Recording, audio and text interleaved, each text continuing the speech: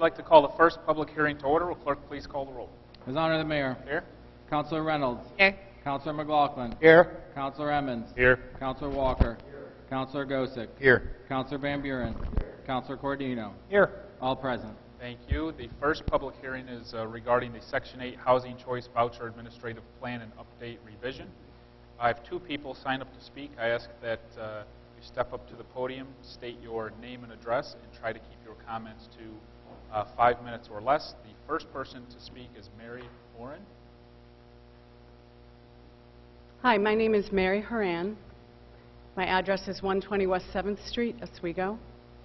And I'm here to speak about the Mayor's proposal to make changes to the City of Oswego's administrative plan for the HUD Rental Assistance Program. I worked for the City of Oswego Rental Assistance Program for over 6 years as the coordinator of the Family Self-Sufficiency Program. I also did most of the intake appointments and eligibility determinations for HUD rental assistance vouchers during those years. I heard Mayor Barlow interviewed on the radio and have read the letter he wrote that was published in the Oswego Shopper last week. I'm speaking now to express some concerns that I have with his proposal and to state for the public record some facts on federal and local regulations. First of all, I'm confused as to why the Mayor would want to put additional restrictions on a program that brings federal dollars into our city. I have heard no mention of this fact, that the HUD program is federally funded, and I want to make sure that this is known by everyone here. Oswego is a city where there are precious few jobs. Being a landlord is a job, one of the few jobs we do have. If additional restrictions are put on the program, these federal, and I want to stress this, federal dollars may not be coming into our community. This could lead to additional abandoned and blighted properties. I also think the Mayor has the facts wrong on the housing standards for HUD residences. In his letter, he states that HUD standards are weaker than the city code requirements and that rental permits are not required for HUD units. In my experience with the HUD program, each rental unit does have to have a valid rental permit. A copy of the permits are kept and required to be on file at the HUD office. Additionally, each unit has to pass an in-person inspection every single year. If there are defects with the unit, they must be corrected in a timely fashion. These are strict federal regulations, and to my knowledge, they have not changed.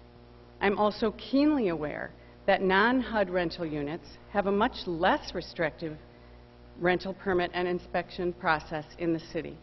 Non-HUD landlords simply have to fill out a paper form that states their units are safe. There is no physical inspection required. And I've checked the facts on this recently. Secondly, I would like to address the part of the Mayor's proposal in which he puts priorities on the wait list for a HUD voucher for the elderly and disabled and Oswego City residents. This is simply redundant. There are already well-defined priorities for the elderly and disabled and City of Oswego residents. Additionally, he wants to require that families receiving a voucher have a person who is working in the household and create a program which links families to work skills and education programs. But are you aware that a program like this already exists? It is called the Family Self-Sufficiency Program, and it is also federally funded and brings additional federal dollars into our community for families who are participating in it. It provides incentives for people to increase their ability to become self-sufficient and decrease the amount of assistance they need from the HUD program, and it's federally funded. Lastly, and most importantly, I would like to speak to the rampant misconceptions that exist in Oswego about people who receive assistance from the HUD program. The majority of people who receive HUD rental assistance in Oswego are elderly, disabled, and people who are already working. These statistics are well documented and easy to access. I couldn't understand when I was working for the program, and I certainly don't understand it now, why the misconception that people who receive this much-needed assistance are lazy or not hardworking. I had many, many clients who had more than one job and were going to school or educational programs. This is a city where the level of poverty is high. We know that. Jobs that pay a living wage are very few and far between. We also know that. And rents are on the rise. I will never understand why there is such a low tolerance for people living in poverty here. makes no sense to me. And I ask again, why is nothing ever done by the powers that be, by you guys, to try to dispel these misconceptions about who is receiving assistance in our community? And I repeat, the majority of people who are receiving the assistance are elderly, disabled, and people who are working. The ideas written about in his letter and the language used by the mayor when he talked so boldly and confidently on the radio, using phrases like a hand up, not a handout, are certainly not helping to dispel these misconceptions. And again, I'm pretty sure that he's not checked the facts.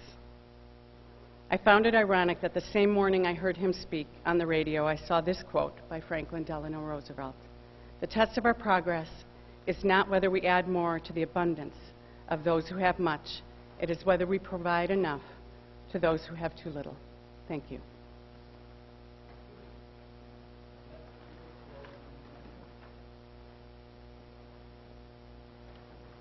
Good evening, council members, mayor. My name is Sally Santangelo. I'm the executive director of CNY Fair Housing. I'm not a City of Oswego resident, but I am the director of the Qualified Fair Housing Enforcement Agency, the only HUD-qualified fair housing enforcement agency that serves the city. Our organization has been around for 26 years, providing fair housing services in this community. And I wanted to come out tonight to express my concerns with this proposal and address a number of questions I have remaining regarding the implementation of this proposal. The first question I have is whether the city has received a waiver from HUD on the requirement that 75% of families who are admitted annually to the program be extremely low income. Currently, 79% of families in the program voucher holders are extremely low income, and it is a requirement that 75% of families are extremely low income. And I'm concerned that having a work requirement and a preference for people who are receiving income from work would disqualify the program from that meeting that threshold. Second, I'm concerned about the administrative costs of administering the preference system and whether this would divert staff time away from and funding away from actually assisting households. HUD Housing Choice Voucher Guidebook suggests that PHAs with complex preference systems should consider whether the system is more complex than it needs to be. More staff time will be devoted to conducting quality control and ensuring accuracy in selecting applicants from the waiting list and determining applicant eligibility. My questions specifically are, what is the estimated administrative burden for verifying applicant eligibility and ensuring compliance with work and training requirements? How many additional staff will be required, and what is the expected cost? And will that cost result in a reduction in households that receive assistance? Third, the proposal seeks to expand criminal background checks from 3 years to 5 years and prohibit people from applying who have felony convictions related to illegal substance abuse or alcohol use. And I'm wondering how this expanded background checks comply with HUD guidance on establishing exceptions for people with substance abuse disorders. HUD requires that there be exceptions for people who are in treatment or have completed a treatment for addiction. They are considered disabled under fair housing laws. And I'm wondering if applicants who are denied because of criminal behavior related to substance abuse will be notified about the availability of this exception and will be notified at that time. Finally, and perhaps most importantly, we are concerned about the disparate impact this will have on women in this community, and particularly single mothers. About 75% of voucher holders in Oswego are female-headed households, and about half are female-headed households with children. We're concerned that establishing work and training requirements will have a disparate impact on these women. Specifically, we'd like to know how this proposal fits in with child care needs assessments in the community. Is sufficient child care available for tenants to meet work and training requirements? According to a recent analysis by the Oswego Child Care and Development Council, about half, 46% of parents who were referred for child care were unable to find a qualified provider. Child care availability is even worse for people who work second and third shifts, people who have irregular hours, and people who work part-time, which would presumably be the people that would be meeting these work requirements. Most job growth in central New York is projected in the service industry, which are second and third shift jobs. They're part-time jobs. They're jobs with inconsistent hours. And it's very difficult for families to find child care providers who will accept those costs, or who accept children under those conditions. So I'm wondering, what is the cost of administering child care subsidies by the Department of Social Services, and if there's an estimate of what those increased costs would be. As I'm sure you know, my organization has been investigating the sexual harassment complaint in the city of Oswego for the past 8 months. It's a lot of the work we've done over the last 8 months. And the lawsuit alleges that numerous women in this community have been subjected to blatant and persistent sexual harassment, including unwanted sexual contact. According to news reports on the case, an alarming number of women have come forward with similar allegations beyond the 8 women named in our complaint, and with allegations dating back as far as 20 years. Equally alarming is the number of women who say they have reported this harassment to no avail. We've also identified several cases in Oswego, investigated several cases in Oswego of discrimination against women who are domestic violence survivors, and we currently just received a probable cause finding in an administrative complaint regarding discrimination against a domestic violence survivor in the city of Oswego. The barriers to finding safe and decent housing for women in this city are significant, and we feel this proposal will only increase those barriers. Nationwide, communities are moving to a housing-first model because its data has proven that it is the most effective way to reduce housing instability and end homelessness. The HUD continuum of care that includes the Oswego County is moving towards this housing-first model. This proposal goes in the opposite direction. If the state does want to establish preferences for its Section 8 program, we think that those preference systems should be driven by data. Certainly the preferences could be established that create a preference for people who are displaced by domestic violence. Over 90% of single mother households with children under 5 years of age are living in poverty in this community. It is 4 times the overall number of households. So we think that any preferences should be targeted towards these households that seem to have the highest need in this community. I respectfully request that the council reject this proposal, or at the very least postpone a decision on this proposal until these concerns can be addressed. Thanks for your time. Thank you. There's nobody else signed up to speak. Would anybody in the audience like to speak regarding the Section 8 Housing Choice Voucher Plan and Can I update? just add one point? This morning, I heard on the radio that Utica is adopting a program for 24-hour child care. They're putting their energies in that direction to help women living in poverty in that town. It's not so very far away. I don't see why we couldn't have something like that happen here.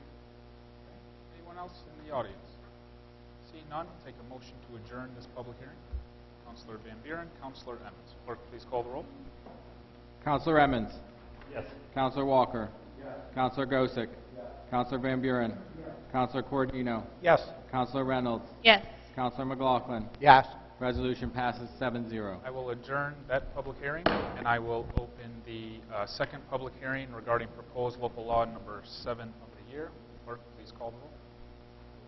His Honor the Mayor. Here. Councilor Reynolds.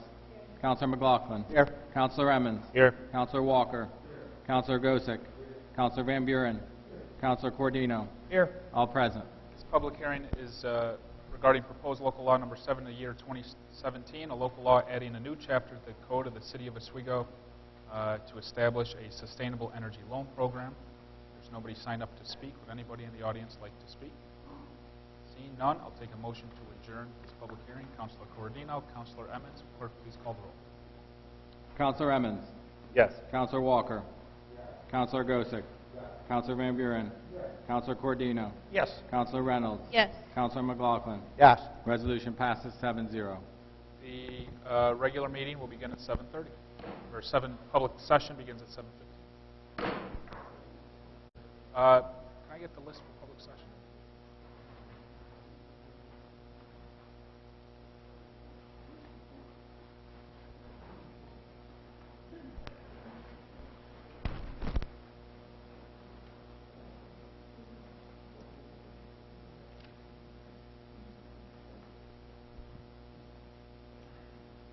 There's nobody signed up to speak for public session. Would anyone in the audience like to speak? Seeing none, the regular meeting will begin at 7:30. I'd like to call the meeting to order. Please rise for the Pledge of Allegiance. I pledge allegiance to the flag of the United States of America and to the republic for which it stands, one nation, under God, indivisible, with liberty and justice for all. Call the roll. His Honor the Mayor. Here. Counselor Reynolds. Counselor McLaughlin. Here. Counselor Emmons. Here. Counselor Walker. Here. Counselor Gosick. Here. Counselor Van Buren. Here. Counselor Cordino. Here. All present. Thank you. I do not have anything specific under the mayor's report other than to note that this is the last meeting of the 2017 year. At least currently that's the plan, unless something major comes up. And I would just like to say again, because I can't say it enough, a special thank you and a heartfelt thank you to this Common Council. The things we've accomplished over the last 2 years would not and could not have been possible without a Common Council that was cooperative, engaged, positive, interested in working together.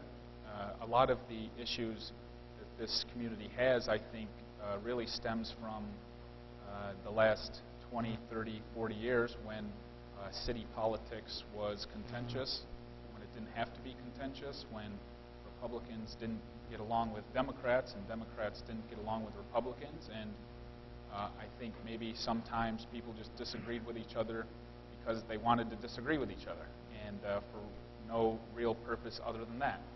And for the last 2 years, at least, that has not been the case. And certainly, I believe I can probably point to every individual counselor and say they disagreed with me on a specific issue at some time. But for the most part, this body in general was interested in doing the right thing.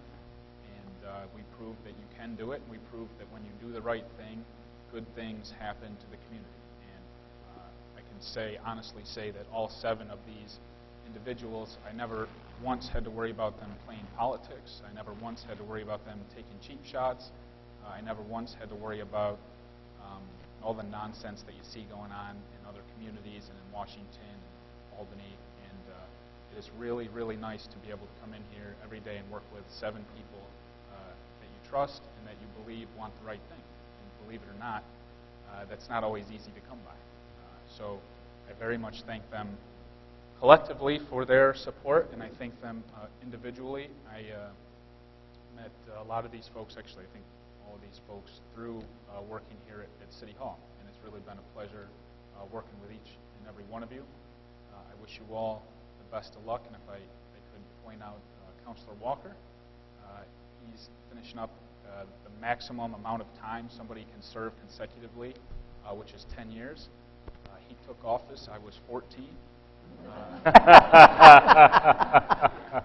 So, Councilor, congratulations on a 5-0 run, and congratulations on 10 consecutive years, and we appreciate your service, and if we could give him a round of applause. Thank you, sir.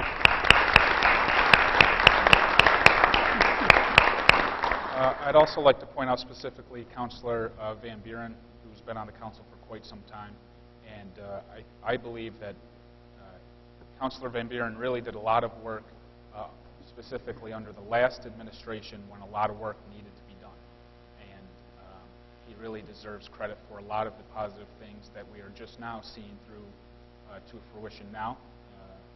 He really spearheaded, I think, a change that will affect this community 20, 30, 40 years down the road, and that was starting the zoning code rewrite process this year.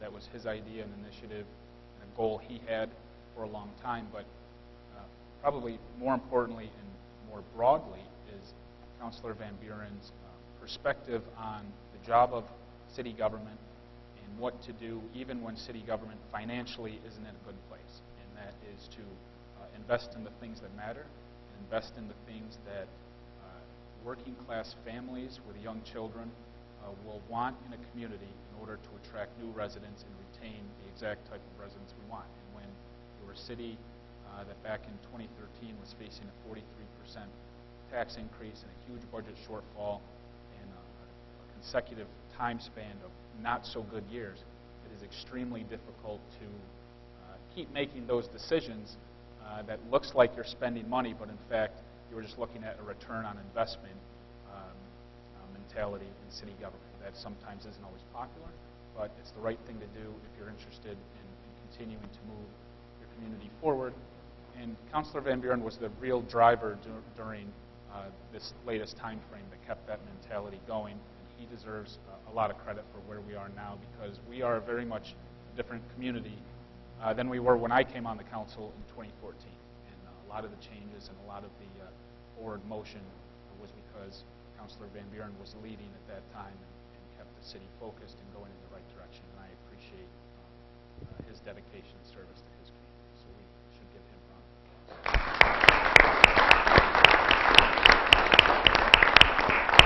And I'm not saying I'm not Caitlin and Pat, because you both have been outstanding to work with, and I very much appreciate the time that we spent together. And like I said, we couldn't have accomplished what we did without the support. And Caitlin and Pat are both a perfect example. Yes, there's a D next to their name, and yes, there's an R next to my name, but sometimes, as our regulars know, I got along and agreed with them more than others with the same letter. And that's simply because they're good people that are only interested in doing the right things for the right reasons. And sometimes in politics, believe it or not, there are external forces that try to pull you apart and try to prevent that sort of cooperation and teamwork from happening. And these two individuals didn't allow that to happen, and we should thank them both for not allowing that to happen and for working together to move this community forward. So I personally thank you.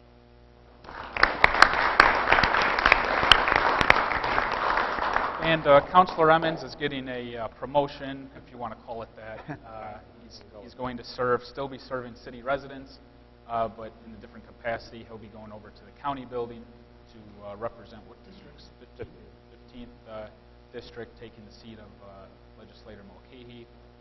And it's extremely important. That was an important race because we need somebody on the city or the county legislature that understands city issues and understands where we are as a city, what we bring to the county, and we desperately need somebody who has a voice and is advocating on behalf of the city in the county legislature. So having 2 years of city experience under his belt, I think will serve us all well, will serve him well, and I am going to be asking and calling you more now, perhaps than I did when you were a counselor. So congratulations on your victory, and good luck in the future. And thank you for your service. And I'd just like to point out, I think I see 3 incoming common councilors. We're actually going on a citywide facility tour tomorrow and having some meetings, getting them orientated so they can hit the ground running. I see Kevin Hill, who's going to represent the 3rd Ward, if you would stand up, Kevin. Bob Wilmont in the 4th Ward, and Ron Tesserio in the 6th Ward, if you could stand up. And we look forward to working with you, and congratulations. All right, but there's still a little business left, so I'll open the floor up in case any common councilors have any comments to offer. Councilor Van Buren. Thank you, Mayor. I think Sean and Bill and Pat would agree, since they've been on here the longest, that you'd be hard pressed to find a more interesting experience than city and local politics. I greatly appreciate all the experiences I've had with the past council and this council. I think everyone's really shown their true colors by putting together some sacrifices they had to make for the betterment of the community. We've got a lot of tough votes over the years with this council and the last, and what we've had to accomplish for the city, but I think we've shown what we've been able to do when we work together, and Mayor Barlow highlighted that pretty well. I also want to thank the department heads that we've worked with over the years, some of them come and gone. One I just want to highlight personally is our city chamberlain, Deb Code. I spent a lot of time with her, especially during the 43% tax increase. We worked right up until Christmas Eve getting that done, and that was probably one of the harder times.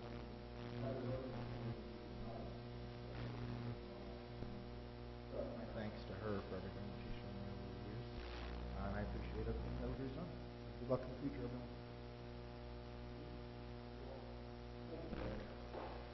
When I first started here, one mayor, another mayor, the youngest mayor in the city of Oswego. And I think the mayor that I worked with, he's probably the most productive that I worked for. And I have to thank him for who we are. And I really like to thank all the department heads. Hopefully in 2 years, might run another election. Thank you. Any other comments? All right. Seeing none, clerk, please call Resolution 464. Approve minutes common council meeting held November 27th, 2017. McLaughlin, Councilor Van Buren. Any comments? Clerk, please call the roll. Councilor Emmons. Yes. Councilor Walker. Yes. Councilor Gosick. Yes. Councilor Van Buren. Yes. Councilor Cordino. Yes. Councilor Reynolds. Yes. Councilor McLaughlin. Yes. Resolution passes 7-0. Clerk, please call Resolution 465. Approve reimbursement to the owners of property located at 22 Garrett Street for sewer line damages received during consent decree work. Councilor Cordino, Councilor Van Buren. Any comments? Clerk, please call the roll. Councilor Emmons. Yes. Councilor Walker. Yes. Councilor Gosick. Yes. Councilor Van Buren. Yes. Councilor Cordino. Yes. Councilor Reynolds. Yes. Councilor McLaughlin. Yes. Resolution passes 7-0. Clerk, please call Resolution 466. Approve appointment of James G. Clunan to the Board of Assessment Review. Oppose it? Councilor Walker. Any comments? Clerk, please call the roll. Councilor Emmons. Yes. Councilor Walker. Yes. Councilor Gosick. Yes. Councilor Van Buren. No. Councilor Cordino. Yes. Councilor Reynolds. Yes. Councilor McLaughlin. Yes. Resolution passes 6-1. Clerk, please call Resolution 467. Approve local law number 7 of the year 2017, local law adding a new chapter to the code of the City of Oswego, New York to establish a sustainable energy loan program. Councilor Gozick, Councilor Emmons. Any comments?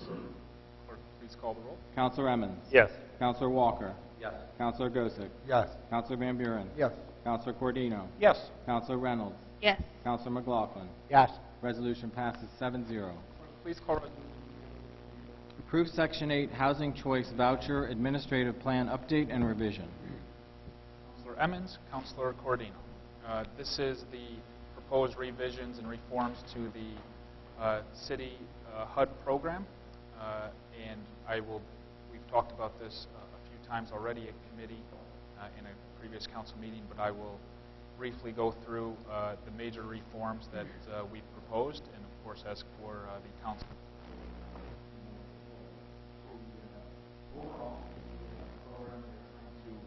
to make more of a hand-up program rather than a handout program, and how I believe we can do that through these reforms by offering better quality housing to those on HUD in this community and providing them the proper resources and avenues to look for meaningful employment, conduct a job search, and better themselves and lift themselves out of the situation they may be in, and hopefully put themselves on a track to being self-sufficient. So the first proposal that I've announced is to provide better quality housing for those on HUD. And I've talked about this before, but currently, if you are a landlord renting to and accepting a HUD voucher through the city administrative program, you do not need a city rental permit. And I believe that that is simply wrong. We conduct a rental registry here in the city for a reason, and it really is the bare minimum requirement that a landlord needs to fulfill in the city. And just because they're accepting a HUD voucher doesn't mean they should not have to get a rental permit. In fact, it provides every reason to get a rental permit. In addition to that rental permit, and tied to that rental permit, we have to conduct a mandatory inspection, which we have a city and these right now, if a the unit fails, we simply reschedule allow the landlord or give the landlord the opportunity to make the improvements necessary so that the unit can pass.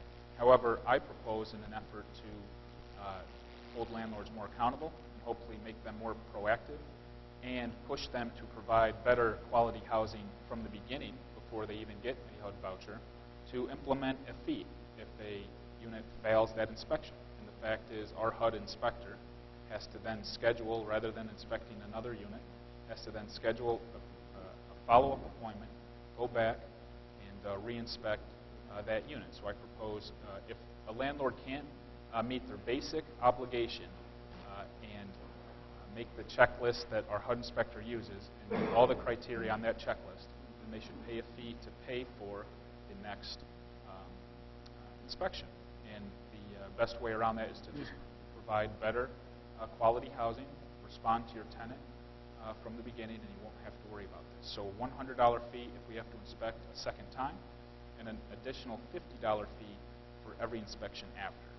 Just to put this in perspective and prove that this is needed, as of November 30th, 2017, we have conducted 930 unit inspections in the city of Oswego.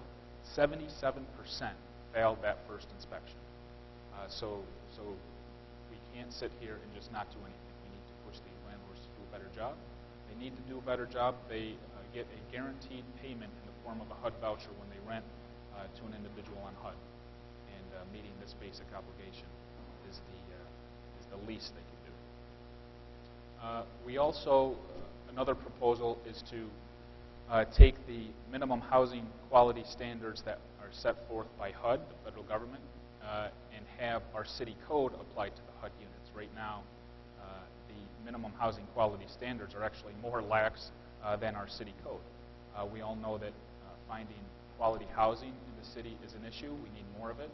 And quite frankly, just because somebody is on the HUD program or uses HUD to help pay for the rent, doesn't mean they should be subject to any less stringent or lesser quality of housing than anyone else. So there's federal criteria, state criteria. I contend that our local code is stronger than any of the criteria set forth by the other levels of government. And that is what landlords who rent to those on HUD should have to follow. Anything less is just an injustice to the tenant. Quite frankly, everybody should want and fight for equal rights for individuals, no matter what they need to help pay the rent. And this is just basic common sense. It's doing the right thing for the tenant, it's standing up for the tenant, and it desperately needs to be done. You can drive around the city. In fact, you can go on an inspection with our HUD inspector. I've been on code complaints with our code enforcement officers, and some of the situations that I've seen are really appalling and disgusting. And to think that there are individuals in our community that live in conditions like what I've actually seen is ridiculous. And to think that federal money, as the one speaker outlined, mentioned, is being used to pay a landlord to provide the condition of housing that I've been in is just absolutely ridiculous and inexcusable. So enforcing our city code for both for all rental units in the city is something that needs to be done, and this proposal will do that. The third proposal is tied to the workforce development component that I'd like to introduce to our city HUD program. And really, that we can break that down into two sub-proposals. The first portion is rearranging the priority rating system that we use when we assign HUD vouchers in the city of Oswego. And I'll talk about how that ranking exists now and how it'll exist if these changes are adopted. First, currently the ranking is from 0 to 4, and the ranking from 0 being the first priority to 4 being the lowest. Right now, 0 is multi-person based family and elderly who live in the county of Oswego and participates in the project-based voucher program.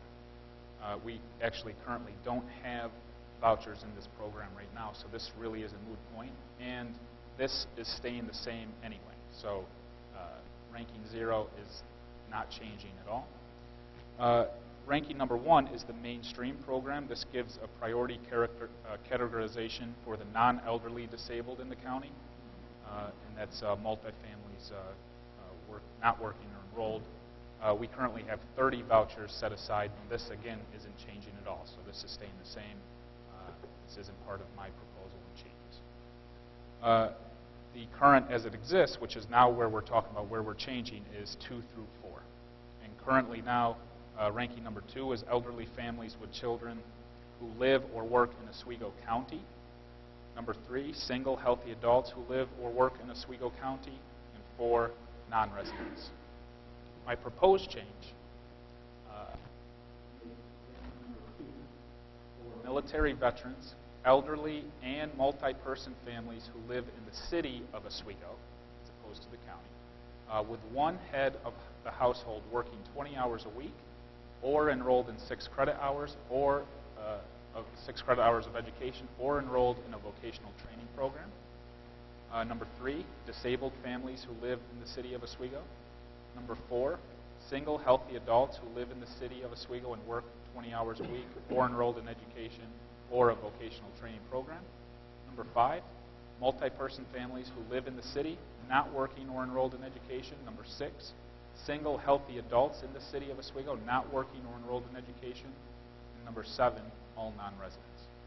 So 2 of the biggest changes, and really what this focuses or centers around is putting military veterans and those who are working part-time higher on the ranking than non-residents and folks living outside of the city of county.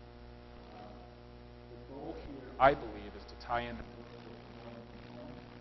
so that someone who's working 20 hours a week with 2 kids, or going to school, we want to help her. That's the person we want in our community. We want to help. We want more resources to help her. I want to help her.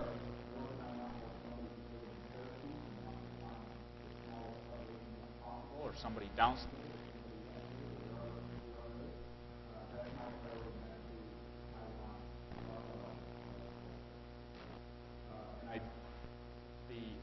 Disabled families who live in the city of Oswego, they're next down. It is impossible to say that we will serve all of number 2.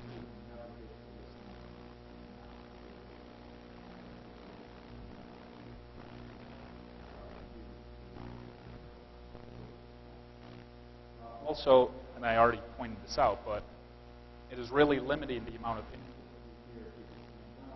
people all around the state or all around Central New York, Oswego County. I've never seen these people before. They come in. Where do they come from?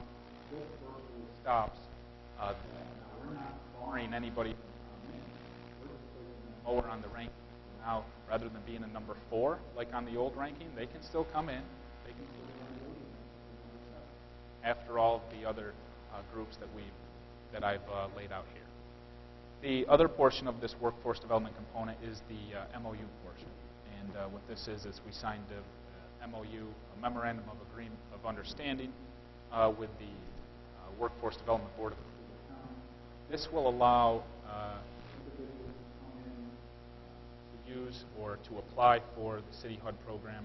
This allows our staff at the HUD office to connect those individuals. It's totally voluntary. We're not requiring, we're not forcing.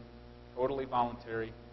If they aren't working and they need help, they need help with a job search, they need help with interview preparation, resume preparation, workplace etiquette skills, they can come in. This MOU allows us to easily connect them to the resources they need so that they can prepare and look for a job. And once they get a job, we can help them retain that job. So that is the second part of the workforce development component. And this is all in an effort to actually break the cycle of poverty that has been allowed to continue in this community and Central New York for way too long.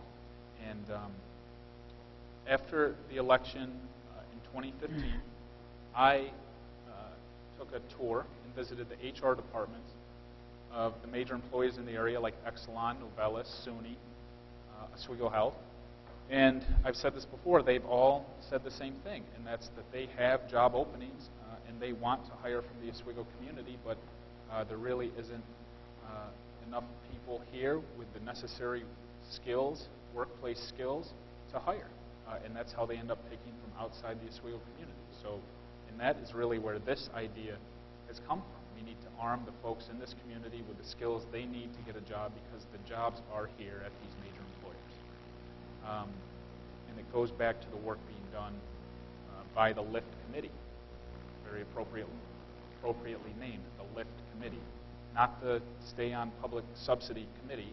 It's the LIFT committee. How can we help people so that they can lift themselves out of the situation they're in and break the cycle that is generational poverty? Because the council can attest to this. Every single time we sit down to address the issue of poverty, whether it's in county meetings or city meetings or LIFT committee meetings, generational poverty is the theme that keeps coming back up and up and up. And that tells me that what we're doing, and the situation isn't getting better, it's getting worse.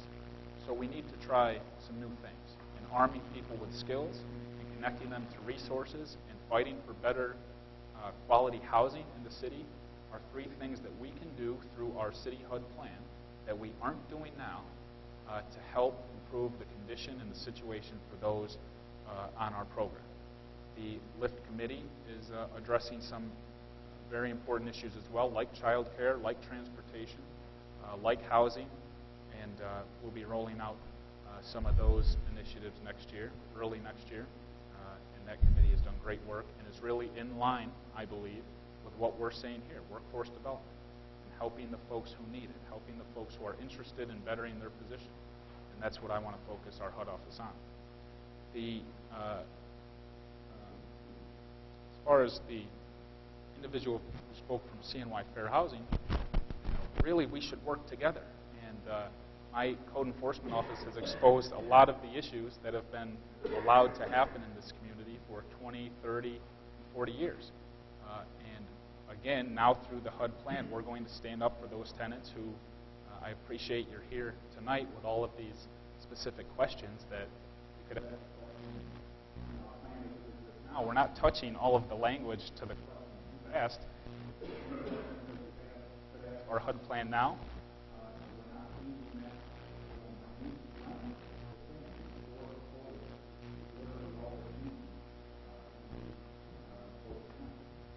But we should be working together, and I'd like to think that the attention maybe CNY Fair Housing is now paying to the city of Oswego. I appreciate you're here tonight, but I wish you were here 10 years ago, or 5 years ago, or 3 years ago, before we had a code enforcement office, and before we were paying attention and correcting the mismanagement of the city HUD office all this time. That was when we needed help. Now we have a code enforcement office actually exposing a lot of the awful situations that have existed here for decades. And I'm proud to do that. We'll keep doing that, but we should be working together. And I outlined these changes and this initiative back in my March 2017 State of the City address. So we've been working on these for months, and I appreciate the question.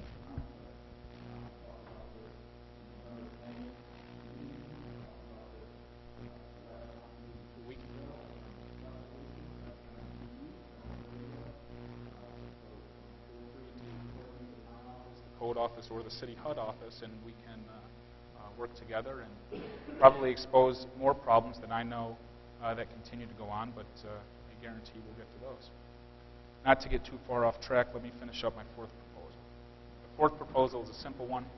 That is just to take, currently on our plan now, if you've been convicted of a felony related to alcohol abuse, drug abuse, or violent criminal activity, in the last 3 years, you cannot get on the City HUD program. I simply propose to make that, instead of the last 3 years, let's make it the last 5.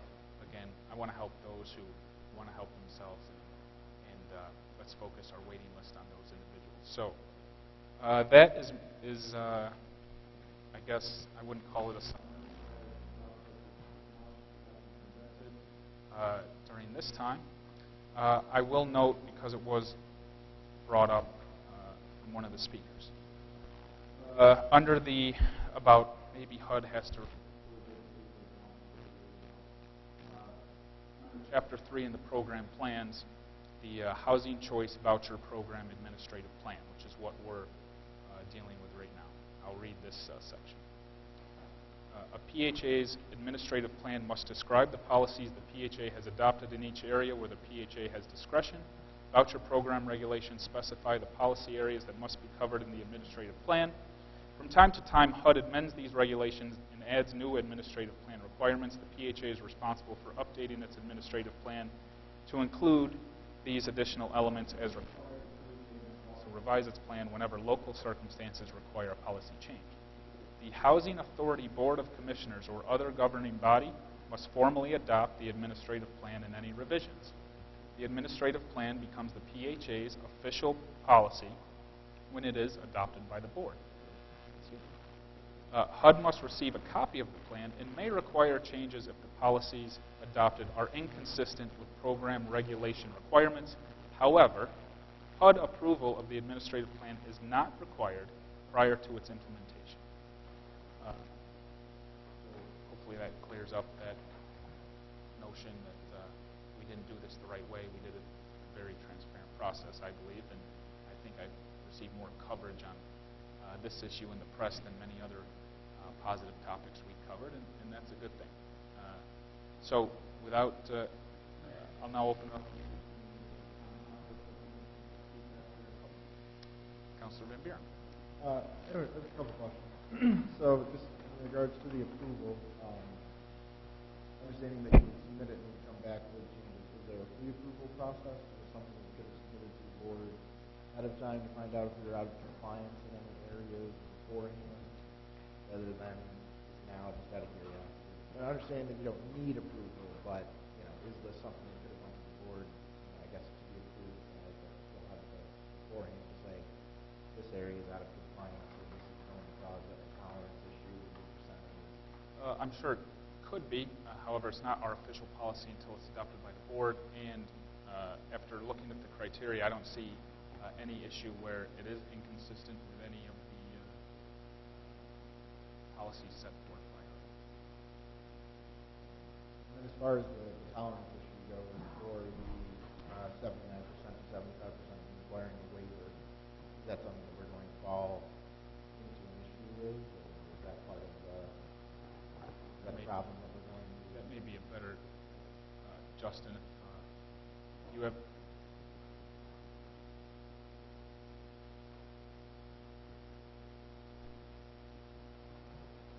Know that answer off the top of your head? What was your question? I'm sorry. As far as the tolerance issue goes, for the property from 75% to 79%, is that something that we're going to be required to have a waiver for? As far as my knowledge, no. We can set the criteria for how we prioritize our things, but again, we submit our plan to HUD. They need to review it, and if it's inconsistent with federal guidelines, they will make recommendations for that change. But everything I've reviewed has allowed within the public housing agency, which is the City of Oswego's Rental Assistance Program, the discretion to be able to make changes to criteria for the waiting list. So that would be one that we can make some changes to. Yep. And just in case you would know, or Marla, if a municipality was going to make changes to their program, would they typically present the plan beforehand and get, similar to the zoning or planning board, favorable recommendations from them for adopting? Really the more to adopt the plan as a city. I mean, typically my recommendation, my experience has been is to adopt a plan, submit that to HUD for the review, because as Mayor Barlow said in his remarks, quoting directly from the program plan, or from the HUD guidelines, is that the PHA can implement before HUD's approval. So you wouldn't be able to implement the changes unless this board approves it. So obviously you have to approve it in order for us to implement it. And we can implement it, and so my plan is after, assuming you guys approve it, we will submit that revised addition to HUD for the review, and we'll go from there. but we will continue to move forward with the implementation as the mayor has outlined. Yep. There is one point that I wanted to make that I forgot to make, and it was actually brought to my office as a question from a constituent who supported the reforms but just had a question that they wanted to check. And it's a good question, and I'm glad that this scenario was raised because I think it could be a good example. If you come to the HUD office once these changes take effect and you do not have a job, and you get put on the waiting list, and then you 2 weeks, 3 weeks, 4 weeks later call back and you got a job, found a job, you then bump up based on the date in which you applied and got put on the waiting list, up to where you would be under category number 2. So I think that's a good scenario. And also, if you are on the HUD program and you've got on our voucher program, by saying you have a job and got placed in that priority, and then you lose your job once you're placed, that you do not lose your voucher, you continue to stay on that voucher. And I should also say that anybody on the HUD plan now, the priority ranking does not shuffle anybody on the voucher program and potentially kick them off. It just doesn't happen. The folks on the voucher will remain on the voucher regardless of their situation. However, the waiting list does get reshuffled if this is approved. Any other comments from the council? Seeing none, clerk, please call the roll. Counselor Emmons. Yes. Counselor Walker. Yes. Counselor Gosick. Yes. Counselor Van Buren. No. Counselor Cordino. Yes. Counselor Reynolds. Yes. Counselor McLaughlin. Yes. Resolution passes 6-1. Clerk, please call Resolution 469. Establish energy benchmark requirements for city-owned municipal buildings. Councilor Emmons, Councilor Reynolds. Any comments? Clerk, please call the roll. Counselor Emmons. Yes. Counselor Walker. Yes. Counselor Gosick. Yes. Counselor Van Buren. Yes. Counselor Cordino. Yes. Counselor Reynolds. Yes. Counselor McLaughlin. Yes. Resolution passes 7-0. Clerk, please call Resolution 470.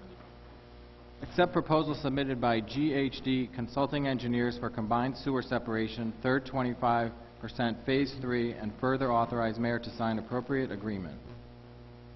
Councilor McLaughlin, Councilor Van Buren. Any comments? Clerk, please call the roll. Counselor Emmons. Yes. Counselor Walker. Yes. Counselor Gosick. Counselor Van Buren. Yes. Counselor Cordino. Yes. Counselor Reynolds. Yes. Counselor McLaughlin. Yes. Resolution passes 7-0. Clerk, please call Resolution 472.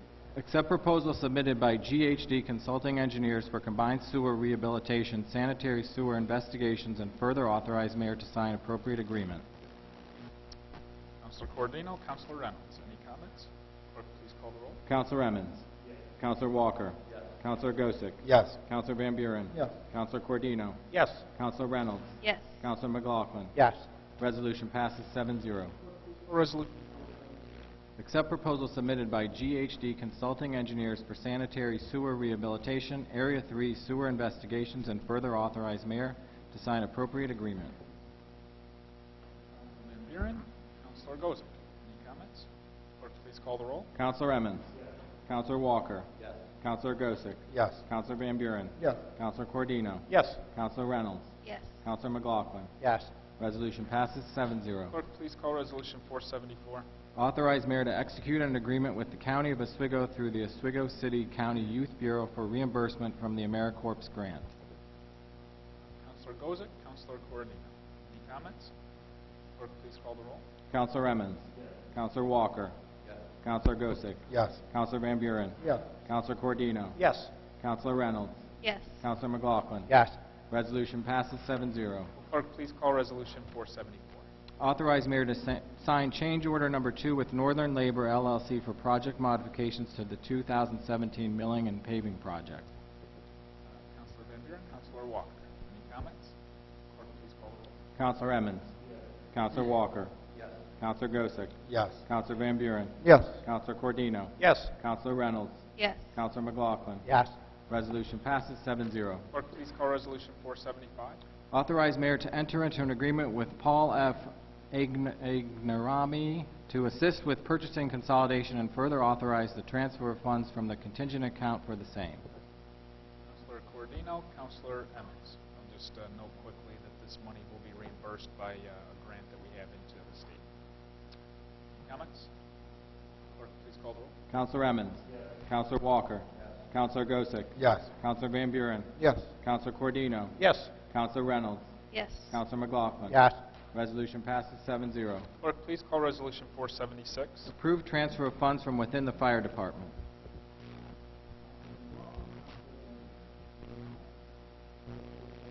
Counselor Emmons. Counselor Walker. Counselor Gosick. Yes. Counselor Van Buren. Yes. Counselor Cordino. Yes. Counselor Reynolds. Yes. Counselor McLaughlin. Yes. Resolution passes 7-0. Clerk, please call Resolution 477. Approve transfer of funds from within the city clerk's office. Counselor Van Buren, Counselor McLaughlin. Any comments? Clerk, please call the roll. Counselor Emmons. Counselor Walker. Counselor Gosick. Yes. Counselor Van Buren. Yes. Counselor Cordino. Yes. Counselor Reynolds. Yes. Counselor McLaughlin. Yes. Resolution passes 7-0. I would have voted no on that one. Clerk, please call Resolution 478. Waive rules of common council to present resolution numbers 479 through 481 from the floor without committee consideration. Counselor Cordino, Counselor Gosick. Any comments? Counselor Emmons. Counselor Walker. Counselor Gosick. Yes. Counselor Van Buren. Yes. Counselor Cordino. Yes. Counselor Reynolds. Yes. Counselor McLaughlin. Yes. Resolution passes 6-1. Clerk, please call Resolution 479. Approve bid submitted by John R. Dudley Construction Incorporated to construct a leachate unloading station at the West Side Water Treatment Plant. Counselor McLaughlin, Counselor Van Buren. Any comments? Clerk, please call the roll. Counselor Emmons. Counselor Walker. Counselor Gosick. Yes. Counselor Van Buren. Yes. Counselor Cordino. Yes. Counselor Reynolds. Yes. Counselor McLaughlin. Yes. Resolution passes 7-0. Clerk, please call Resolution 480. Motion to rescind resolution number 419 dated October 23rd, 2017. Counselor Emmons, Counselor Cordino. Any comments? Clerk, please call the roll. Counselor Emmons. Counselor Walker. Counselor Gosick. Yes. Counselor Van Buren. Yes. Counselor Cordino. Yes. Counselor Reynolds. Yes. Counselor McLaughlin. Yes. Resolution passes 7-0. Clerk, please call Resolution 481. Authorize mayor to sign all necessary documents for federal aid and/or Marchicelli aid for the Route 104 Complete Streets project. Counselor Counselor Reynolds, Counselor Gosick. Any comments? Clerk, please call the roll. Counselor Emmons. Counselor Walker. Counselor Gosick. Yes. Counselor Van Buren. Yes. Counselor Cordino. Yes. Counselor Reynolds. Yes. Counselor McLaughlin. Yes. Resolution passes 7-0. Can I take a motion to adjourn? Counselor McLaughlin, Counselor Van Buren. Clerk, please call the roll. Counselor Emmons. Counselor Walker. Counselor Gosick. Yes. Counselor Van Buren. Yes. Counselor Cordino. Yes, definitely. Counselor Reynolds. Yes. Counselor McLaughlin. Yes. Resolution passes 5-2.